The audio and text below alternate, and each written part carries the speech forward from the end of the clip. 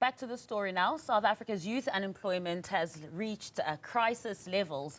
It's one of the highest in the world, with the age group 15 to 24's unemployment rate at 60%. Now, there are many factors for this, and I'm joined by Hannah Dawson, who is a senior lecturer of anthropology and development studies at the University of Johannesburg. Thanks for reconnecting with us. Hannah, I just asked you a question a few moments ago when we're talking about this crisis of unemployment specifically for the youth, but also talking about the quality of employment available that is often overlooked. Talk to us about that. Yeah, great. Good evening, and sorry about earlier. So my research has, of course, as you've already highlighted, we know that, the unemployment crisis is probably the #1 challenge we face in South Africa.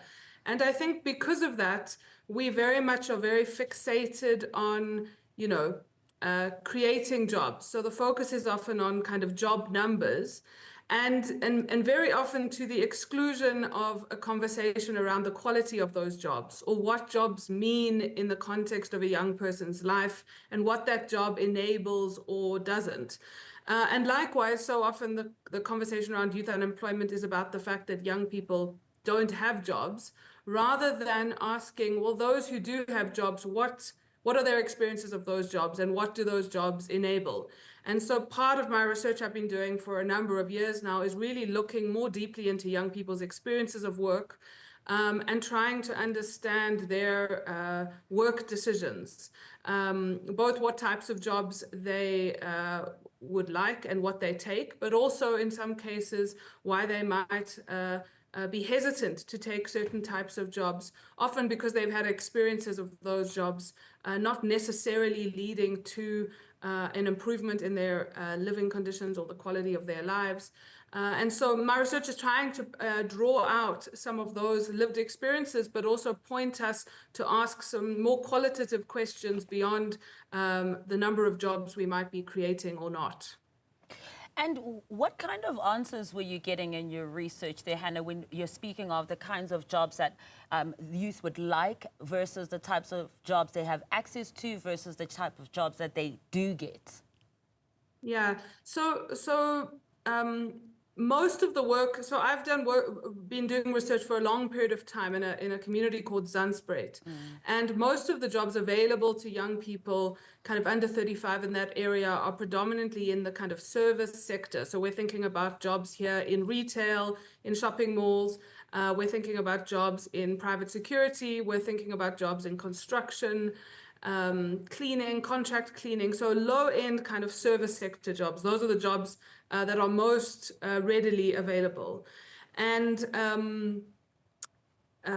so one of the things that my research is really kind of tied into is looking at young people's work decisions. So one of the things I did in a survey was ask, what were the last 3 jobs you had?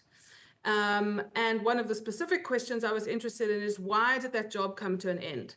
And the #1 reason is because the contract was often for a very short period of time, 3 months, 6 months. So I think this speaks to one of the big concerns is about that many of these jobs are precarious in a number of ways, one of which is that they're often very short term. So what you see is young people moving in and out of employment, or often moving in and out of very different types of jobs, which makes it very difficult to progress in a kind of a trajectory within one sector or within one career path.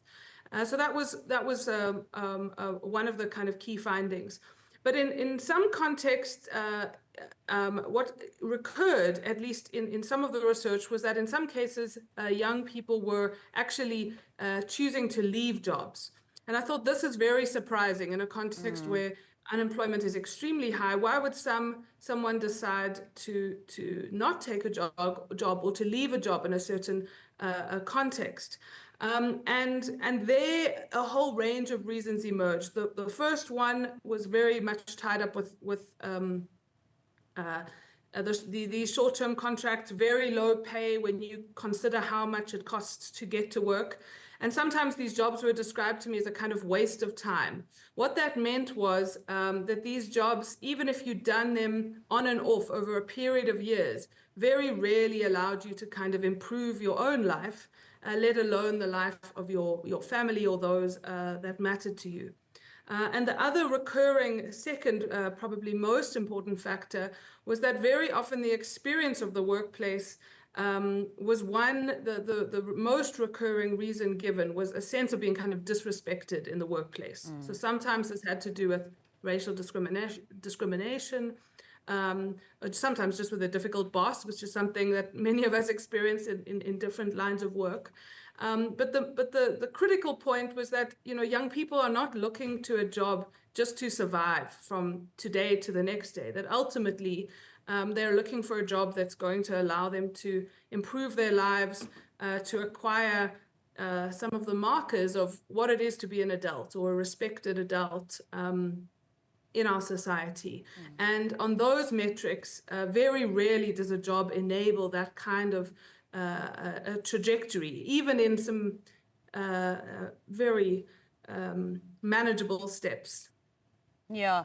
So are you finding that young people are saying, look, if you're not going to have a conducive work environment that is a job that is sustainable, not a short-term contract, where we're paid fairly, where there isn't discrimination such as racism in the workplace as well, then they're saying, then we'll be willing to work for you. But if you don't handle that, no matter how desperate we are, no matter how dire the situation is in terms of the economy, we're not willing to work under those circumstances.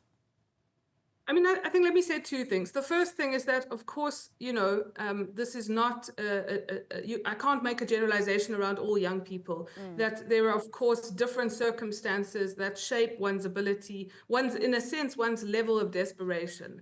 And so definitely those in Zandspruit who seem to have more choice in terms of what jobs they were or weren't willing to do, very much hinged on factors such as, you know, did you have other sources of income and support?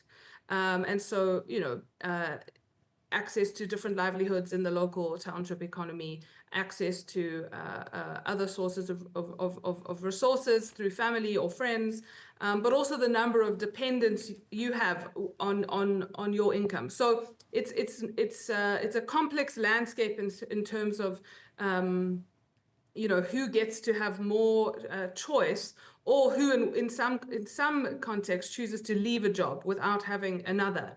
But I do think that in some cases when someone just doesn't return to work, we're often very quick to judge that, I think, without really understanding what some of the more complex reasons might be. And that, you know, quitting a job is in a sense a more silent form of resistance. So you know, we often think about trade unions and strikes, but I think someone not returning to a job we can think of it as a silent form of protest that I think leads us to ask some questions about, like I said at the beginning, the quality of the jobs available, what work means for young people, and do we consider these more qualitative factors when we're thinking about the unemployment crisis in South Africa? Hannah, thank you so much for joining us this evening. Really interesting conversation we've had. That's Hannah Dawson, who is a senior lecturer of anthropology and development studies at the University of Johannesburg.